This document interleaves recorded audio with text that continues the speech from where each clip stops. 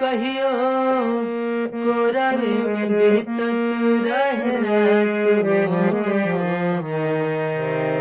अब तू मनेलू अनुजा,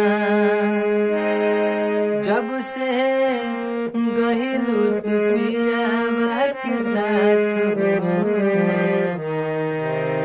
अब तू मनेलू अनुजा, डर बड़े सयास के जन लगे तुहरा पहिला मिलन से।